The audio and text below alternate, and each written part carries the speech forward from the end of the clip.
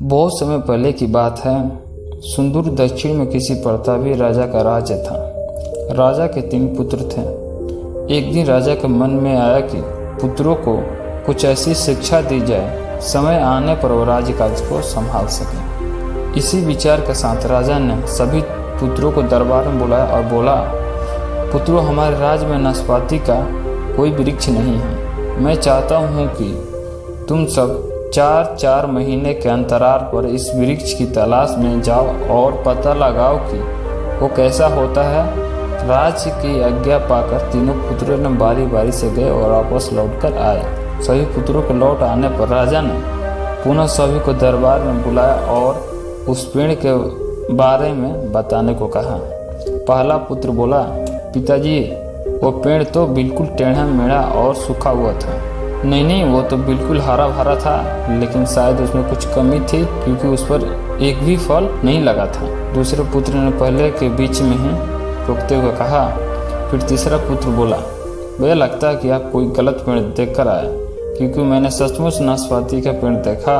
वे बहुत ही शानदार था और फलों से लदा पड़ा था। और तीनों पुत्र अपनी बात को लेकर आपस में विवाद करने लगे कि तभी राजा अपने सिंहासन से उठा और बोले, पुत्रों, तुम्हें आपस में बहस करने की कोई आवश्यकता नहीं है। दरअसल तुम तीनों ही वृक्ष का सही वर्णन कर रहे हो। मैंने जानबूझकर तुम्हें अलग अलग मौसम में वृक्ष खोजने भेजा था और तुम्हें जो दिखा वो मौसम के अनुसार सही था। मैं चाहता हूँ कि इस अनुभव के आधार पर तुम तीनों बातों को गांठ बांध लो। पहली, किसी भी चीज़ के बारे में सही और पूर्ण जानकारी चाहिए तो तुम्हें उस लंबे समय तक देखना और परखना चाहिए।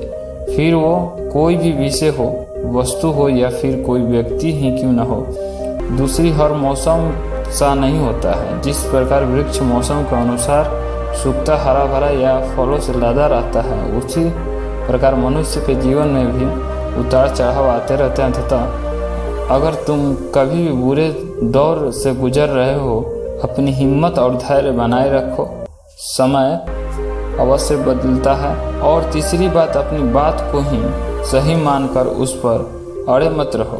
अपना दिमाग खोलो और दूसरे के विचार को भी जानो। यह संसार ज्ञान से भरा पड़ा है। चाहकर भी तुम अकेले सारा ज्ञान अर्जित नहीं कर सकते। इसलिए भ्रम की स्थिति में किसी ज्ञानी व्यक्ति से सलाह लेने में संकोच मत करो।